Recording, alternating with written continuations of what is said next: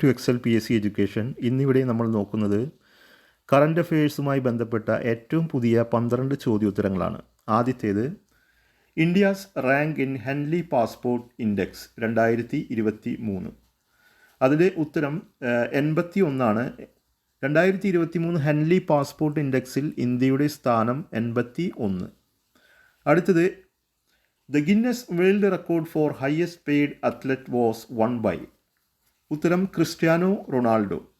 ഏറ്റവും കൂടുതൽ വാർഷിക വരുമാനം നേടുന്ന കായിക താരം എന്ന ഗിന്നസ് റെക്കോർഡ് കരസ്ഥമാക്കിയത് ആരാണ് എന്നതാണ് ചോദിച്ചിരിക്കുന്നത്. Cristiano Ronaldo. അടുത്തത്, the fourth Indian player to complete 500 international matches. ഉത്തരം വിരാട് കോഹ്ലി.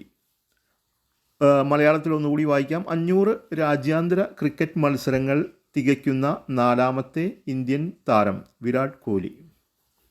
അടുത്ത ചോദ്യം, the Indian football teams current FIFA ranking. ഉത്തരം 99. 2023 ഫിഫ റാങ്കിങ്ങിൽ നിലവിൽ ഇന്ത്യയുടെ സ്ഥാനം എത്ര എന്നതാണ് ചോദ്യം. ഉത്തരം 99. The state which has been ranked top in the 2022 Export Preparedness Index. ഉത്തരം തമിഴ്നാടു. അതായത് എക്സ്പോർട്ട് പ്രിപ്പയർഡ്നെസ് ഇൻഡെക്സ് 2022 1ാം സ്ഥാനത്തുള്ള ഇന്ത്യൻ സംസ്ഥാനം ഏതാണ് എന്നതാണ് ചോദ്യം. ഉത്തരം തമിഴ്നാട്.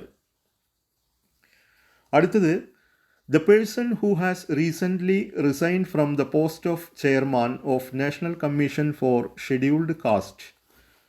ഉത്തരം വിജയ് സാംപ്ല. അടുത്തിടെ രാജിവെച്ച ദേശീയ പട്ടികജാതി കമ്മീഷൻ അധ്യക്ഷൻ്റെ പേരാണ് ചോദിച്ചത്. വിജയ് സാംപ്ല. അടുത്ത ചോദ്യം, the newly appointed chief justice of Kerala high court. ഉത്തരം ആശിഷ് ജെ ദേശായ്. 2023 ജൂലൈയിൽ കേരള ഹൈക്കോടതി ചീഫ് ജസ്റ്റിസായി നിയമിതനായത് ആരാണ് എന്നതാണ് ചോദ്യം. ഉത്തരം Ashish J Desai. The steeple chaser who qualify four 2024 Paris Olympic. ഉത്തരം അവിനാഷ് സാബ്ളെ. 2024 പാരീസ് ഒളിമ്പിക്സ് യോഗ്യത നേടിയ ഇന്ത്യൻ സ്റ്റീപ്പിൾ ചേസർ താരം. ഉത്തരം അവിനാഷ് സാബ്ളെ. അടുത്ത ചോദ്യം, the Indian company that will launch EV battery plant in UK. EV battery എന്ന് പറഞ്ഞു കഴിഞ്ഞാൽ ഇലക്ട്രിക് വെഹിക്കിൾ ബാറ്ററി. അതുത്തരം ടാറ്റയാണ്. UK-യിൽ EV ബാറ്ററി തുടങ്ങാൻ ഒരുങ്ങുന്ന ഇന്ത്യൻ കമ്പനിയുടെ പേര് ടാറ്റ.